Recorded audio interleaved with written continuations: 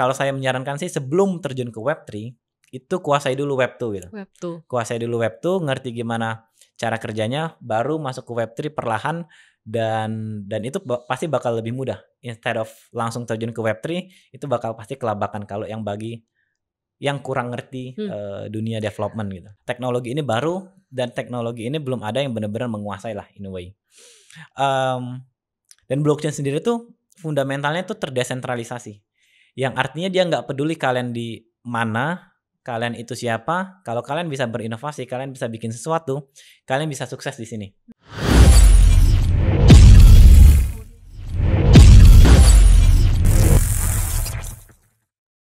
Selamat datang buat teman-teman semua. Kita kembali lagi di Blog Dev Talk untuk diskusi nih. Karena di acara kita pada kesempatan kali ini kita bakal ngobrol-ngobrol yang pastinya seru banget dengan narasumber yang udah hadir bersama Salsa di sini. Jadi langsung aja please welcome Mas Riki. Halo Mas. Halo Mbak Salsa. Ya, apa kabar nih?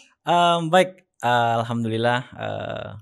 Ya walaupun market nggak baik-baik banget, hopefully akan recover, kita tetap semangat. Oke, tetap sehat ya Mas ya. Sehat, Oke, ya, jadi gitu. perkenalkan ini Mas Riki.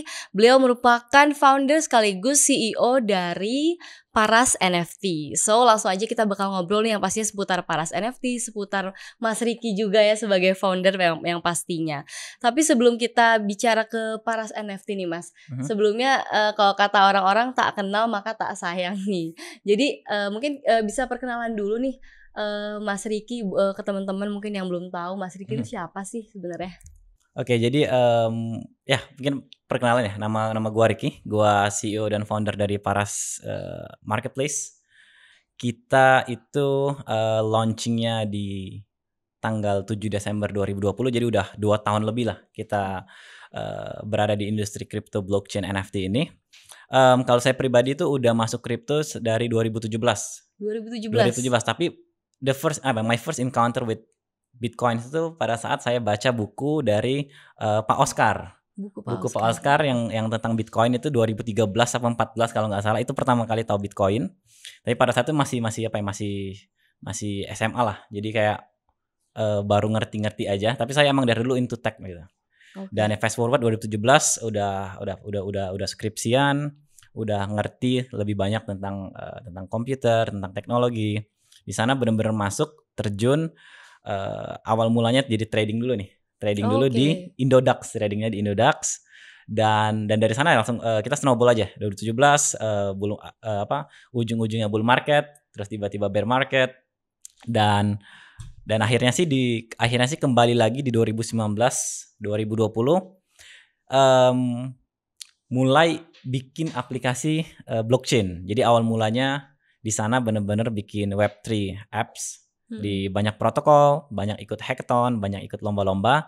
Dan di sana juga awal mula kita bikin Paras Marketplace gitu. Oke, berarti udah mengenal blockchain tuh dari 2013 ya? Iya.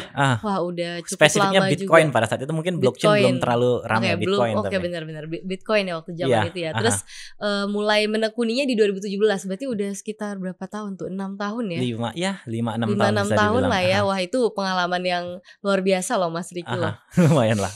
Jadi awal mulanya terjun ke dunia blockchain tuh alasannya tuh apa? Apa karena ketertarikan atau memang basicnya dari kuliah tadi komputer gitu Mas? Iya, mungkin ya pertama emang dari dulu seneng sama teknologi baru ya. Jadi dari kecil banget dulu tuh kayak selalu pengen up to date sama apa nih teknologi terbaru saat ini. Dan ya pas banget 2017 2018 itu kan rame banget ngomongin blockchain, teknologi baru, mulai ngulik lagi nih tentang blockchain as a technology.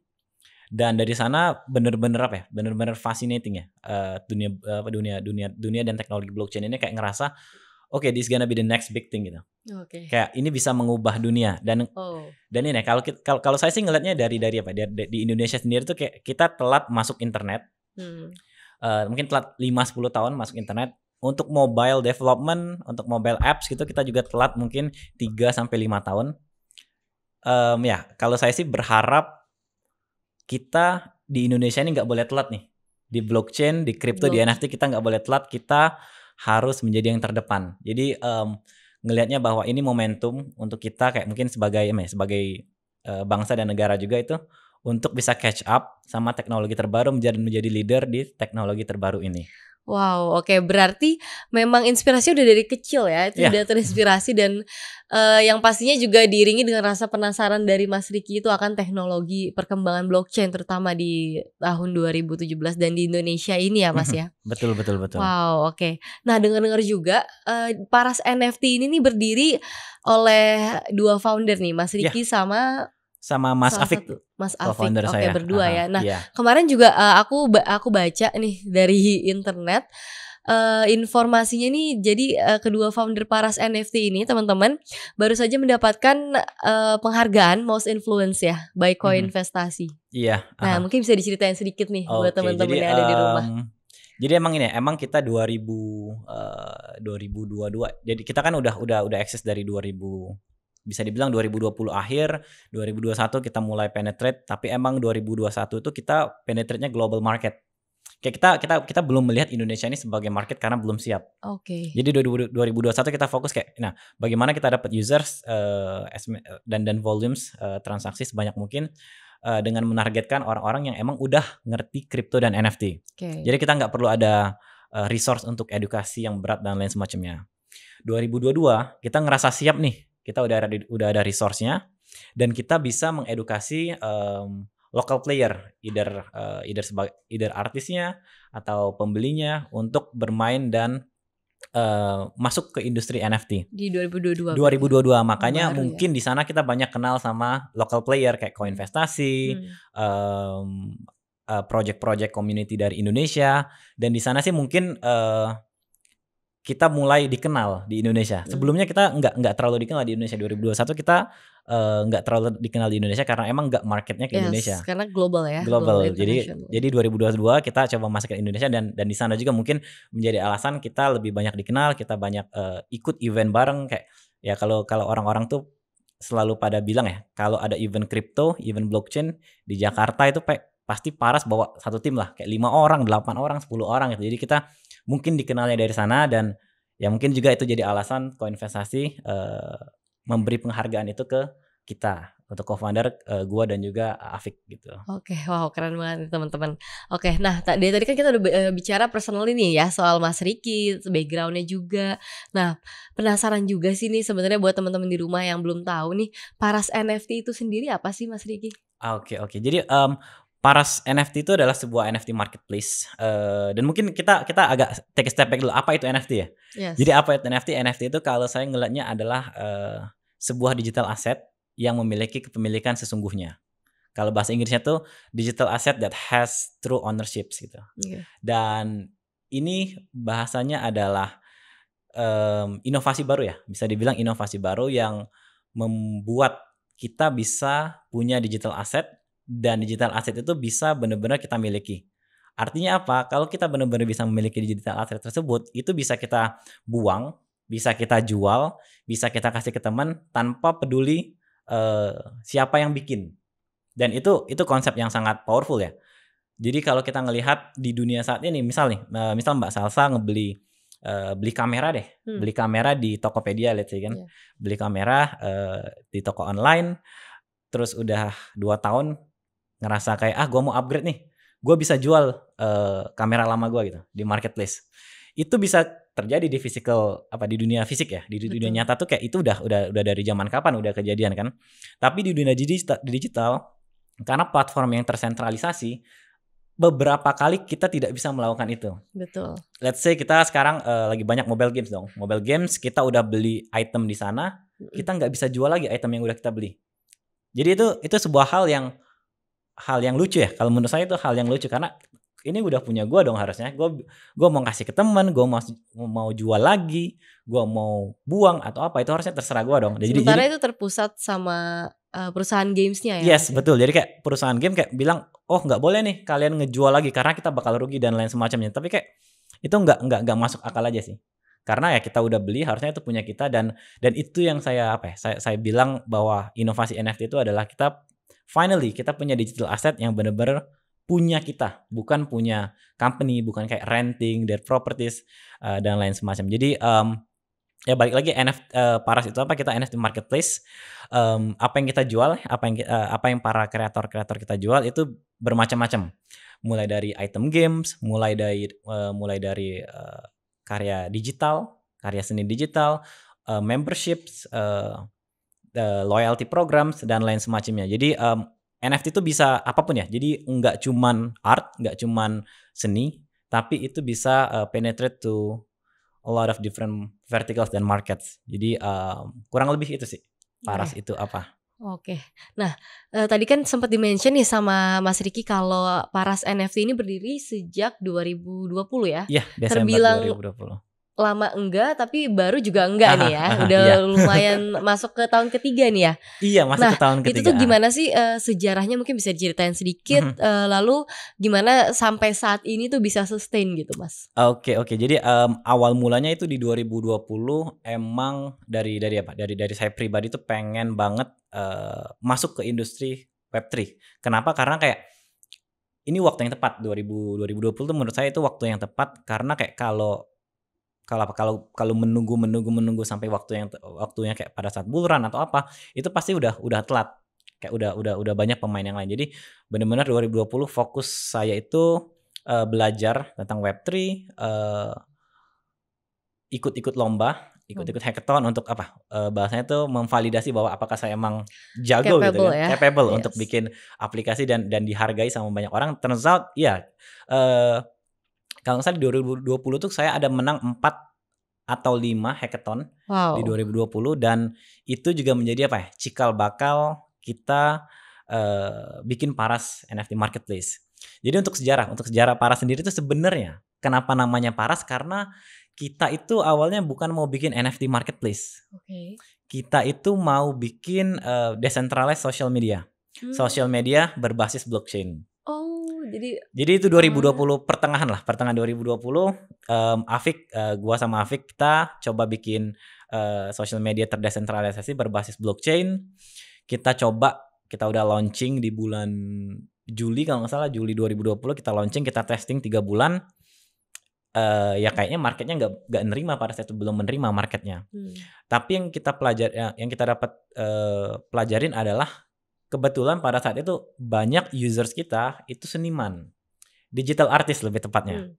Kita interview, kita ngobrol, apa nih what's the biggest problem that we can solve for you gitu kan. Dan kebanyakan ya we need to make more money kata mereka gitu. Mereka mau dapat cara untuk mendapatkan uang lebih banyak dari digital gitu. Dan itu yang awal mula kita, kalau saya pribadi tahu ya, solusinya adalah NFT. Tapi NFT itu pada saat itu belum ada apa-apa. Jadi kita ngelihat dari data, ternyata walaupun belum ada berita tentang NFT, belum ada banyak buzz hype tentang NFT, perlahan tapi pasti transaksi NFT naik dari bulan Agustus 2020, September 2020 sampai akhir tahun itu selalu naik at least 2 kali lipat atau 3 kali lipat dari bulan sebelumnya. Yang artinya wah ini bakal tren nih ke depannya. Di sana pada masa itu tren banget sih, pada akhir masa itu ya 2020. pada saat itu baru awal-awal tren. Jadi makanya kita kayak kita bisa solve our users problem. Mereka mau dapat duit lagi, mereka mau cari cara untuk mendapatkan uang dari dunia digital. Solusinya NFT, dan kebetulan NFT baru akan tren. Jadi di sana kita akan pivot ya ke NFT marketplace. Dan why the name Paras ya? Kenapa namanya tetap Paras ya? Itu karena pertama kita udah ada domainnya gitu kan. Jadi kayak paras.id, kita udah ada domainnya, kayak kita ya udahlah, kita nggak terlalu peduli sama nama. Kita pivot aja jadi NFT marketplace dan ya udah kita launch dengan nama Paras, bukan dengan nama baru. Dan ya turns out we did pretty well ya up until now. That's great. Oke. Jadi memang tadi juga sejarahnya juga mendirikan Paras ini juga membutuhkan skill juga ya dari Mas Riki, dan membutuhkan trust dari para user gitu ya, Mas ya. Iya betul. Nah, aku sebenarnya penasaran sih ya, why NFT gitu? Ya kenapa memilih NFT? Apa yang menarik dari NFT dan juga buat mungkin berpengaruh buat masyarakat global terutama? Karena Kenapa? pertama Iya, kali terjun ke global ya dari Paras ini. Kenapa NFT? Kalau saya pribadi tuh emang, pertama saya bukan orang finance ya, jadi kayak di kripto itu yang rame banget sebelum NFT itu DeFi, decentralized finance. Jadi itu kayak, intinya sih kayak banyak banget inovasi baru dari dunia finance, ke dunia blockchain, decentralized finance. Saya bukan orang finance, jadi kayak menurut saya itu kayak nggak terlalu seru ya, saya nggak terlalu passionate sama DeFi. Tapi pada saat tahu NFT, saya emang kalau dibilang, saya suka main game, saya suka,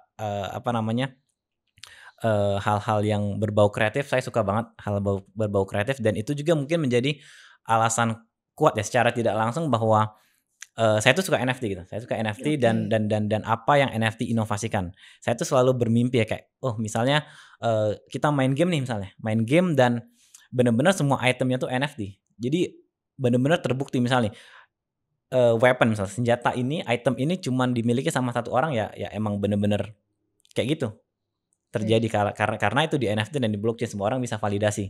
Oke. Beda kalau, kita main game di centralized service ya bisa aja kayak, game masternya atau developernya, tiba-tiba ngebikin lagi item yang sama berkali-kali untuk orang-orang yang, mungkin, membayar gitu kan. Jadi, jadi itu sih yang kenapa, saya sendiri pribadi itu into banget sama NFT karena mungkin background saya yang emang, ada di bidang tersebut dan di satu sisi, NFT ini utility-nya dan use case-nya jauh lebih besar Mmm.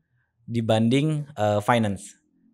Karena kalau finance tuh dia cukup vertikalnya mungkin ya di yang berhubungan sama finance. Emang bisa merambah ke beberapa hal tapi overall dengan adanya NFT ini mulai dari brand, mulai dari IP, mulai dari, sports team, bisa juga UMKM, cafe, retails, mmm, artis, seniman, pokoknya hampir semua orang, hampir semua verticals itu bisa Mhm. diinovasikan dengan adanya NFT.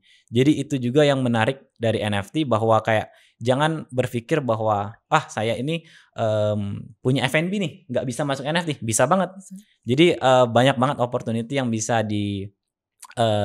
dicari ya dengan melakukan atau lebih mengerti tentang NFT gitu. Oke. NFT itu berarti identik dengan kreativitas ya, dan kreativitas tuh luas banget sih Mas Riki. Betul betul, Oke, nah kalau Paras NFT itu sendiri kan dibangun di atas blockchain NIR ya? Ya, NIR kita di protokol. atas blockchain NIR. Why? Ya, itu juga alasannya nyambung sama cerita saya sebelumnya Mmm. yang awalnya Paras itu kita mau bikin decentral social media dan back then enggak banyak blockchain yang offer, that kind of scalability ya.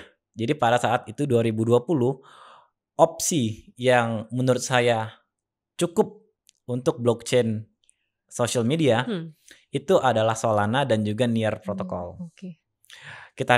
Pada saat saya riset, ternyata Near Protocol tuh developer experience-nya untuk bikin aplikasi di atas Near itu jauh lebih mudah dibanding Solana. Back then itu Solana cuman bisa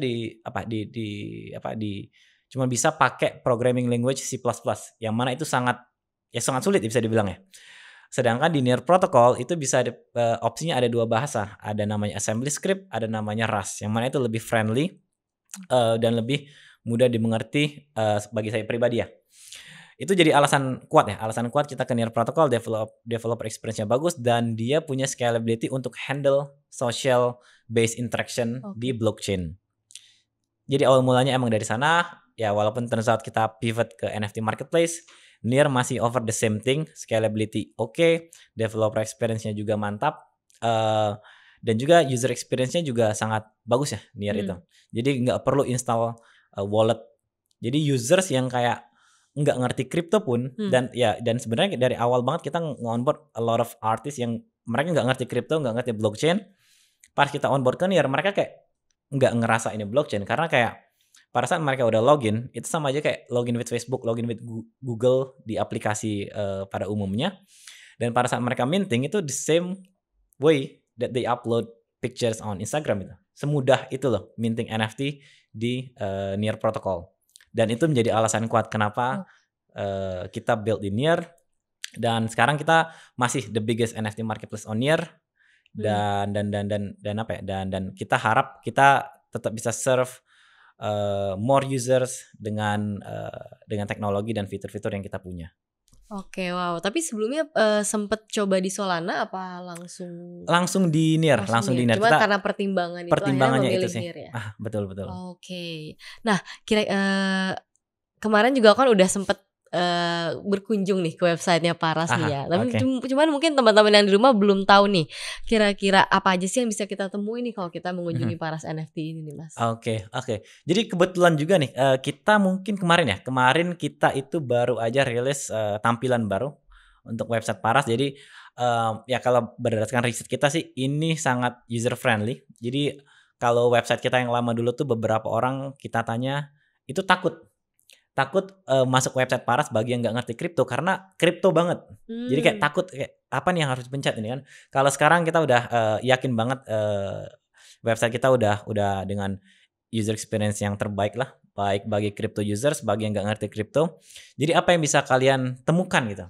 Pertama kalian bisa nemuin banyak banget NFT projects. Kita ada sekitar 3.000 plus NFT collections. Jadi tergantung kalian mau cari apa. Mulai dari games mulai dari ada fantasy sports itu ada. Kita juga ada digital art bagi yang senang digital art. Ada juga yang kayak memberships, ada juga ticketing, ada apalagi ada juga yang kayak semacam community / memberships gitu. Yang mana ya itu semua tergantung kalian ya. Tergantung kalian mau cari apa dan kira-kira apa yang kalian mau explore lebih lanjut. Jadi itu satu hal kalian bisa lihat NFT dan juga Paras kita ada guides-nya dong. Kita ada cara gimana kalian bisa belajar tentang NFT, ada juga di website Paras dan ya feel free ya untuk mempelajari itu dan kalau emang masih mau tanya lagi, kita ada Discord server. Kalian bisa join aja dan di sana tim kita siap membantu kalian mau nanya apa aja, mau butuh bantuan apa aja biar kalian lebih ngerti tentang NFT. Oke, jadi bisa melalui Discord ya. Tapi tadi aku agak penasaran di dalam website Paras NFT sendiri ini kita bisa belajar tentang NFT. Apakah itu melalui artikel atau gimana? Iya, kita ada semacam artikel gitu, artikel dan juga blog mengenai apa itu NFT dan ya Pak, dari kedua sisi ya, dari sisi pembeli, dari sisi penjual kita ada guide tentang how to navigate ya. Your journey into the NFT space gitu. Oke, berarti user diberikan kesempatan untuk membaca ya, untuk cari tahu tentang NFT itu sendiri, tapi bisa langsung terjun untuk melakukan transaksi yang pastinya transaksi, mau coba bikin NFT, mau coba beli bikin NFT juga bisa Mas? Bikin NFT langsung bisa. Oh itu bisa. Berarti dari aktor yang nggak terdaftar di Paras NFT ini bisa langsung bikin atau gimana? Ya, dia yang pertama harus daftar dulu jelas ya. Harus daftar dulu, setelah daftar langsung bisa bikin NFT langsung bisa. Sama aja kayak kalian daftar akun Instagram, upload picture ya sama aja. Ekspresinya sama aja. Langsung kepemilikannya sama aktor yang membuat NFT itu ya? Betul banget. Oke. Wow, menarik banget nih kalau kita membahas NFT, kreativitas ya, seni pasti nggak bakal ada habisnya nih teman-teman. Nah, kalau kira-kira nih menurut Mas Ricky sendiri, seberapa besar sih peluang NFT marketplace terutama di Indonesia nih, di negara kita? Oke. Untuk di Indonesia sendiri peluangnya sangat besar ya, karena seperti yang saya bilang tadi bahwa NFT itu nggak cuman tentang art, nggak cuman untuk artis, untuk seniman, tapi bisa masuk ke banyak market, banyak verticals. Ini tentang gimana caranya kita mau berinovasi sih. Kita mau berinovasi bareng.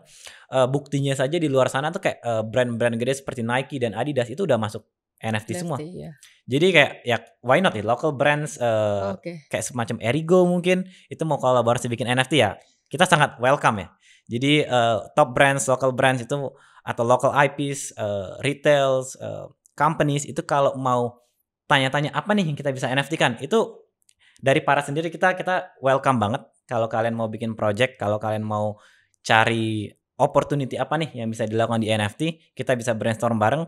Dan itu juga yang bikin bikin NFT market di Indonesia ini gede ya. Pertama kita punya populasi hampir 300 juta yang artinya kita tuh sangat gede dan kalau kita bisa memanfaatkan NFT, kita nggak hanya bisa memanfaatkan populasi kita 300 juta ini di Indonesia dan ekonomi di Indonesia, tapi kita bisa go global since day one karena NFT bersifat open, permissionless dan juga Betul. decentralized. Wow, oke. Berarti memang kalau melihat peluang di Indonesia sebenarnya tuh luas banget ya, peluangnya besar banget untuk kita kembangkan NFT marketplace ini di Indonesia nih teman-teman.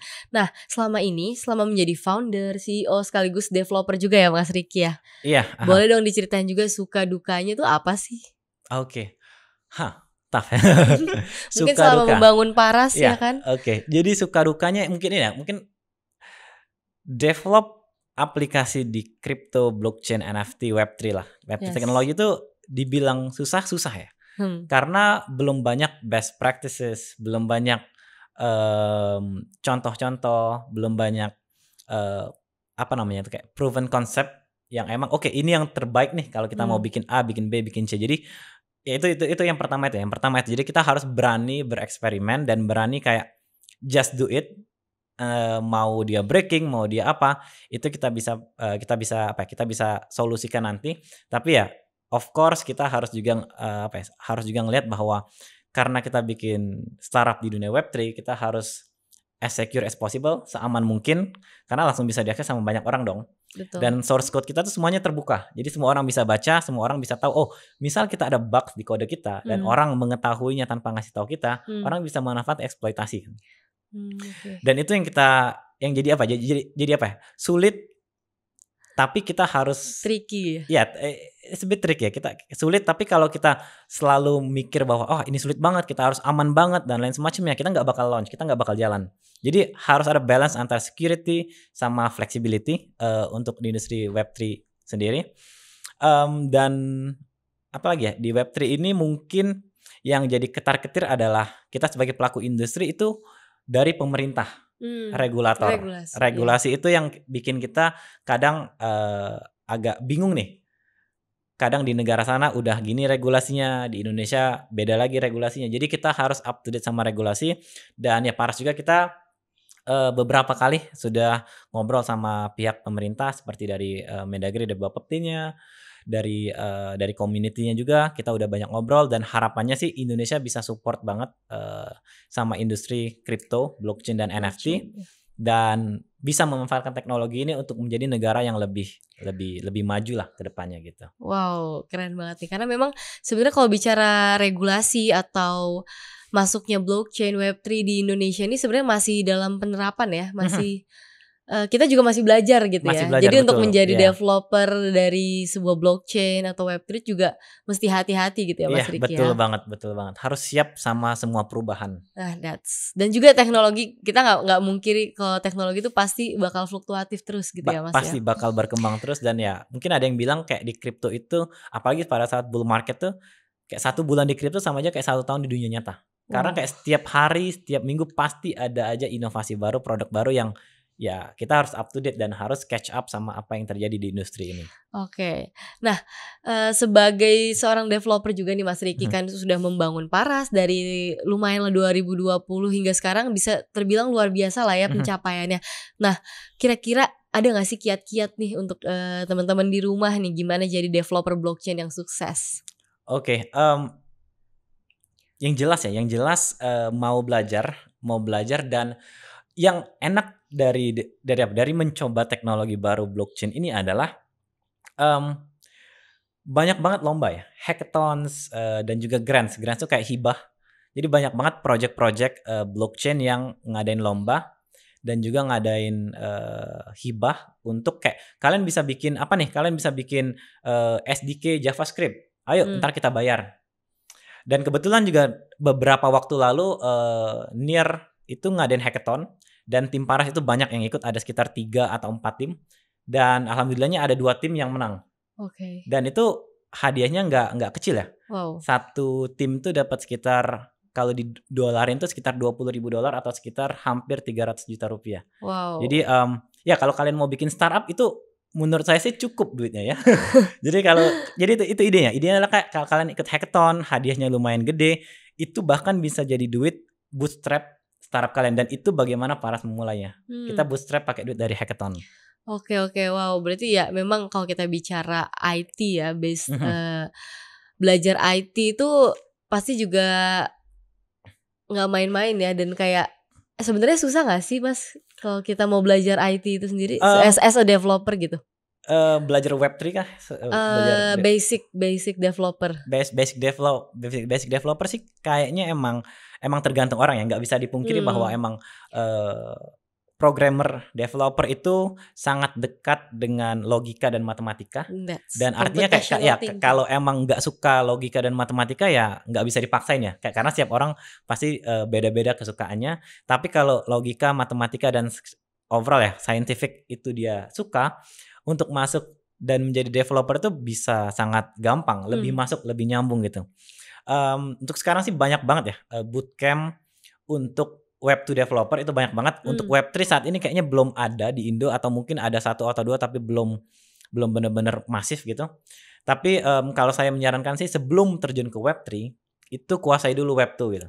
Kuasai dulu Web2, ngerti gimana cara kerjanya, baru masuk ke Web3 perlahan, dan itu pasti bakal lebih mudah. Instead of langsung terjun ke Web3 itu bakal pasti kelabakan kalau yang bagi yang kurang ngerti dunia development gitu. Oke, tapi yang pasti masih ada nih kesempatan buat teman-teman nih, kalau memang mau ya why not gitu ya. Why not, kita pelajari betul. Dan nggak ada kata telat gitu ya untuk belajar pastinya. Betul. Oke, nah perbincangan kita makin seru nih teman-teman. Kalau gitu kita langsung lanjut aja. Nah, dengar juga Paras NFT ini nih ingin membangun metaverse sendiri nih Mas. Sekalian juga nih ke depannya ada project apa sih dari Paras? Kira-kira planningnya tuh akan seperti apa untuk Paras NFT ini? Menarik. Jadi ya kita nggak mau stop hanya di NFT marketplace. Jadi Paras itu kita punya visi, kita tuh expanding the end game of NFT. Jadi menurut kita NFT itu nggak cuman ini doang nih. Pasti bisa tap into a lot of different verticals, yang artinya kalau nggak ada yang bikin di verticals itu ya why shouldn't we gitu kan. Jadi untuk sekarang itu produk yang udah bisa dipakai, yang bisa di download sama teman-teman itu kita ada Paras Comic. Oke, jadi digital comic platforms tapi kita bumbui dengan NFT. Kita baru aja launch beberapa minggu yang lalu mobile app-nya. Jadi teman-teman udah bisa download Paras Comic di Android dan juga App Store. Udah bisa baca komiknya langsung, dan soon kita akan tambah fitur-fitur NFT di mobile apps-nya. Itu komiknya kita juga ada joint venture ya bareng salah satu game studio di Bandung namanya Nightspade, itu Castle Overlord. Itu teman-teman juga langsung bisa main gamenya, udah bisa langsung di browser di laptop kalian, itu di castleoverlord.com. Dan selain dari itu juga untuk inisiatif metaverse. Nah ini nih menarik nih kalau ngomongin metaverse. Kita melihat metaverse saat ini itu go to market strategy itu not as good ya, karena mereka tuh ngebikin infrastructure dengan mengharapkan orang-orang developer mau build di atas metaverse mereka, ngebikin game lah, ngebikin interaksi dan lain semacamnya. Dan menurut saya itu yang salah ya, kayak users, kayak players itu nggak bakal masuk ke metaverse kalian kalau nggak ada isi, nggak ada games, nggak ada kontennya, nggak bakal masuk dong.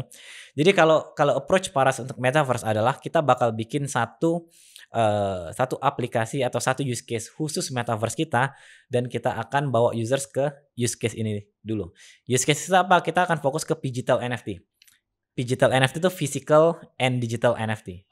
Jadi nggak cuma digital, kita gabungin juga sama fitur-fitur physicalnya. Jadi digital itu juga salah satu hal yang lagi rame saat ini, karena itu merupakan cara yang baik banget, dan itu dilakukan sama Nike, sama Adidas melakukan itu digital NFT. Jadi metaverse kita itu akan fokusnya ke digital NFT dengan harapan orang-orang yang main ke metaverse kita pada saat mereka masuk itu udah ada yang dilakukan. Udah ada yang dilakukan, dan dari sana kita akan bawa fitur baru, produk baru dan lain semacamnya berbasis di berbasis di metaverse kita. Jadi kurang lebih itu produk-produk yang udah kita launch dan akan kita launch ke depannya gitu. Wah, luar biasa nih teman-teman. Ternyata memang banyak sekali project-project yang sudah launch dari Paras NFT itu sendiri. Ada tadi yang sudah ada mobile app-nya ya, Paras sudah ada Comic. Mobile app, Paras Comic. Lalu juga ada aplikasi dari Pigital ya, Pigital NFT. Dan yang terakhir juga ada sedang dipersiapkan untuk metaverse ya, metaverse dari Paras NFT. Wah, ternyata memang Paras NFT ini selalu berinovasi nih ya teman-teman, Ya. dan selalu memberikan yang terbaik pasti ya buat user-usernya. Oke, karena kita juga sudah tidak terasa nih udah ngobrol panjang banget sama Mas Riki mengenai tadi backgroundnya juga dan juga mengulik seputar Paras NFT hingga sampai ke roadmapnya dan juga persiapan ke depannya. Yang pasti kita juga mau dengar nih dari Mas Riki, ada nggak pesan buat teman-teman di rumah nih biar mereka terus semangat untuk ikut mengikuti jejaknya Mas Riki nih, Mhm. atau mungkin seenggaknya mau terjun ke dunia teknologi, blockchain, Web3 karena kan tanpa kita sadari dunia teknologi ini mau nggak mau bakal kita hadapi ke depannya gitu ya Mas Mhm. Riki. Kira-kira ada nggak pesan nih buat teman-teman di Oke, rumah? betul. Jadi, ya seperti yang saya bilang sebelumnya ya bahwa, teknologi blockchain ini baru banget. Jadi belum ada, ya emang udah ada, pemain-pemain gede tapi kayak belum ada yang bener-bener, menjadi pemain yang bener-bener memonopoli gitu. Jadi kayak teknologi ini baru dan teknologi ini belum ada yang bener-bener menguasai lah in a way. Dan blockchain sendiri tuh fundamentalnya tuh terdesentralisasi. Yang artinya dia nggak peduli kalian di mana, kalian itu siapa, kalau kalian bisa berinovasi, kalian bisa bikin sesuatu, kalian bisa sukses di sini. Dan itu yang selalu, saya saya bawa di diri saya sendiri, dan itu juga kenapa kita berani di awal mula untuk bikin, dan launch Paras NFT Marketplace. Mmm, jadi gini ya, jadi yang membedakan kalau bikin project di Web3 itu dibandingkan Web2 adalah kadang kita ada Web2 tuh kita selalu kayak, oke, market kita di Indonesia aja nih, karena kayak banyak lain hal lah yang kita pikirkan itu kan, karena reach-nya susah dan lain semacamnya. Tapi kalau di Web3 itu bener-bener bisa reach the masses, global market itu dari hari pertama. Dan itu nggak pernah dan bukan nggak pernah, dan itu sulit ya kalau kalian nggak di Web3 melakukannya. Jadi, bagi para teman-teman, yang mau masuk ke industri Web3, inovator, developer, apapun brands, company, IP, itu saya sangat mendukung ya, saya sangat mendukung karena kita tap into the global market, yang artinya kita itu nggak hanya berkontribusi di Indonesia, tapi juga kita berkontribusi secara global. Secara tidak langsung, kayak contohnya kita Paras, apa yang Paras lakukan tuh bagi para kreator-kreator dari Indonesia yang berhasil menjual karya-karya mereka sama orang-orang luar, secara tidak langsung mereka tuh menambah ekspor Indonesia. Jadi kita tuh menjual barang hasil Indonesia keluar tanpa kita sadari, dan that's the beauty of Web3 gitu. Jadi sekaranglah saatnya bagi teman-teman yang mau masuk, selagi ini belum bener-bener mainstream bisa dibilang, dan masih banyak opportunity yang bisa teman-teman lakukan di Web3, masih banyak inovasi, masih banyak